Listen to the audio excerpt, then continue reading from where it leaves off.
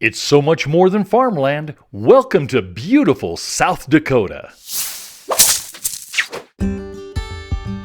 I get it. When you're planning your vacation, South Dakota isn't always top of mind, but it should be. And in today's video, we're going to show you all the amazing things South Dakota has to offer as we head west from Sioux Falls to Mount Rushmore.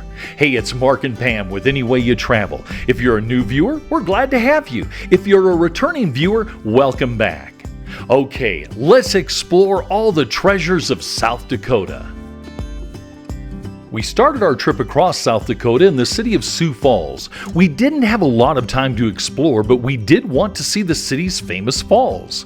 The waterfalls at Falls Park were created around 14,000 years ago, with the retreat of the last glacial ice sheet. Over thousands of years, the Big Sioux River carved through the hard pink quartzite, creating the dramatic cascade seen today. This is the turbine house for the Queen Bee Mill, built in 1881 along the banks of the Big Sioux River. The mill was a towering 7 stories. It promised to process 1,200 barrels of flour daily, but water flow issues and wheat supply shortages drove the mill into bankruptcy in 1983. After changing hands several times, it burned to the ground in 1956. Long before Indian tribes and European settlers arrived, various peoples lived here around 500 BC. Later, the Lakota and Dakota tribe would gather around the falls to hunt, live, and trade. French fur trappers and explorers like Lewis and Clark also recorded their visit. This is the monument to the monarch of the plains, the American bison. We wanted to see some, so we headed west. Our next stop was the Corn Palace. Now, I didn't have my regular camera with me and I took a lot of vertical video on my phone, but this place is incredible and we wanted to share it with you. The Corn Palace sits in the heart of Mitchell, South Dakota. In fact, the city is often called the Palace City. The Corn Palace began in 1892 as a way to showcase South Dakota's fertile soils to attract settlers to the Great Plains. All the walls on the outside of the building are decorated with various pieces of the corn plant, whether it be seeds, cobs, shucks, or whatever. Inside, there's a really neat museum and an incredible auditorium that again is decorated with various parts of the corn plant. Now, I wish I would have had my camera and more time so we could have taken more pictures of the inside of this place, but this auditorium is incredible. And you know what? I can't imagine the hours and effort it takes to keep everything updated and looking sharp. But every year, dozens of local artists and students strip off the old designs and redecorate a section of the exterior. Over 275,000 cobs of corn are used to create the building's murals. Mitchell and the Corn Palace is located right on I-90, so it's well worth a couple hours to tour this amazing place. Our next stop is the Badlands. The Badlands of South Dakota are one of the most striking and surreal landscapes in the United States. It literally feels like you're on an alien planet.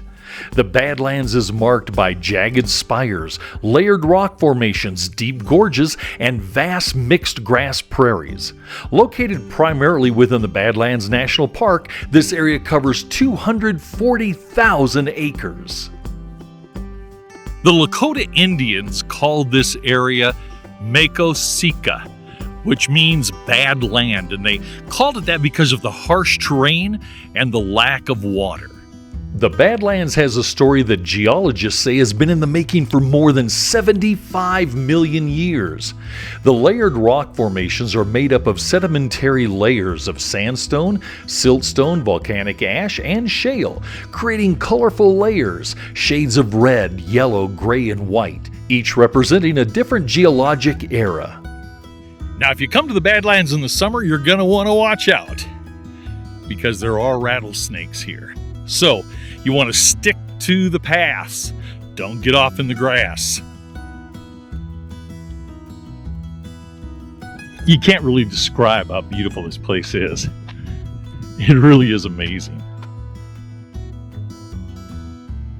You don't really want to come up to this too fast. There are a lot of trails to hike in the Badlands. We took one of the more popular trails called the Door Trail. It's 3/4 of a mile out and back, and it's an easy hike. It gets its name from a door or natural break in the Badlands wall, a towering geological formation that runs through the park. After a short boardwalk section, the trail opens up to an expansive area of rugged terrain with Badlands spires, sharp ridges, and eroded canyons. From there, you can venture off the trail. To show you how bad the Badlands can be, if you take this 800-meter or about a half-mile hike out to see a little bit more out there, they suggest you take at least 1 liter of water per person to fend off dehydration. That's how hot and dry it gets here during the summer. Our time in the Badlands had come to an end, and it was time for us to head out. Well, what'd you think about your first trip to the Badlands? It's pretty awesome. This is incredible, really. It's really beautiful. It really is. So, curious, did you see any snakes? No, I did not. And if I had, I wouldn't be standing here. I'd be already back in the car screaming all the way there. Pam hates snakes. I do. Especially ones that rattle. Also along I-90 is Wall, South Dakota, the home to the famous Wall drug. In 1931, pharmacist Ted Husted and his wife Dorothy opened a small drugstore in the dusty town of Wall, just north of the Badlands.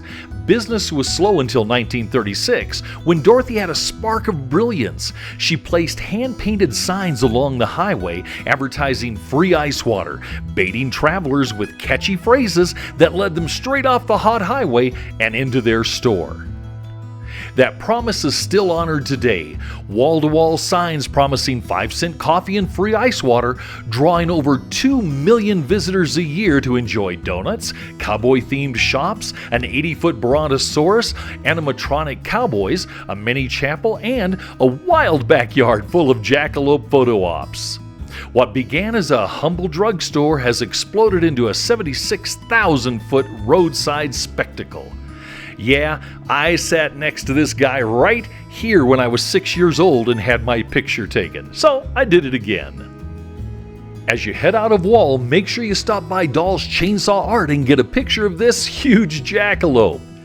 It's a family-owned company, and they have several different locations around the region. They have all kinds of yard art, and the amazing thing is, all of these are done by chainsaw, including, well, good old Sasquatch here. But it was time to move on to perhaps one of the most well-known monuments in America, South Dakota's Mount Rushmore. Envisioning a colossal monument to pay tribute to American democracy, sculptor Gutzon Borglum began work on Mount Rushmore in 1927, carving the faces of 4 presidents into South Dakota's Black Hills. As you enter Mount Rushmore, you walk through the Avenue of Flags. Every state and territory in the Union's flag is represented here. A couple of interesting tidbits for you about Mount Rushmore. 90% of this work was done with dynamite, not chisels. So the accuracy and the engineering that went into making this and creating 90% of it with dynamite is pretty astounding. Also, behind Abraham Lincoln's head, there is a storage vault for document storage and things such as that, but it's not open to the public, so who knows? I mean, maybe that's where the aliens live. Now, there's a couple different trails you can hike to get up a little closer to the faces and get some better pictures. We're on the Presidential Trail. Lots and lots of steps. The other trail is handicap accessible. It's very easy to walk or use a wheelchair. The work that began in 1927 came to a stop in 1941, a few months after Borglum died. His son Lincoln Borglum helped finish what was completed. Each head is about 60 feet tall, and Washington's nose alone is 21 feet long. This is the studio in which Borglum and his staff worked. They developed mock-up statues from which they directed the effort. Despite having 400 workers, no one died during the construction of the monument. Borglum maintained strict safety protocols. The original plans for Mount Rushmore included extending the carvings down to waist level. You can see on George Washington that there's a little bit of his lapel showing.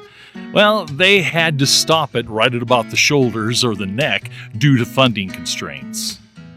Pam and I both thoroughly enjoyed our visit to Mount Rushmore. While it doesn't really take long to tour Mount Rushmore, it is well worth coming in and seeing this beautiful site. Plus, it's free national park. You can't beat that. Our next stop was the Crazy Horse Monument. Unlike Mount Rushmore, it was not free, but it's privately owned, and they use the entrance fee toward the continuation of the building of this amazing monument. Crazy Horse Memorial honors the legendary Lakota chief Crazy Horse. The monument was begun in 1948, and I'm not even going to try to pronounce the sculptor's name.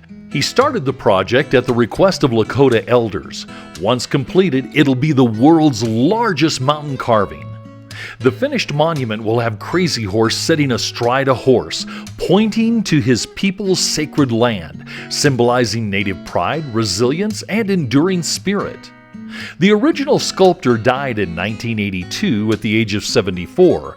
However, his family, particularly his wife Ruth and their children, have continued the project. The monument's construction is ongoing, with third-generation family members now involved.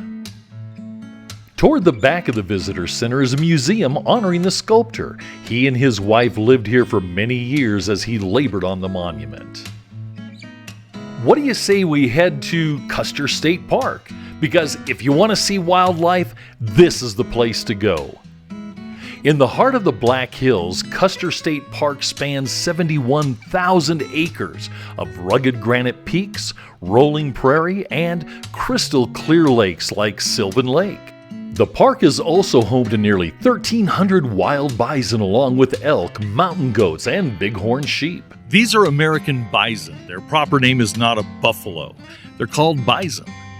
Buffalo, or water buffalo, are found in Africa. Bison are found in North America and Europe and have woolly front shoulders and a big hump on their back. Trust me, you're going to have a fantastic time at Custer State Park. I hope you enjoyed our tour of South Dakota. If you did, please hit the subscribe button and give us a thumbs up so YouTube spreads it to more travelers. And hit the notification bell so you can always journey with us. This is Mark and Pam with Any Way You Travel. Take care and we'll see you next time. Cheers!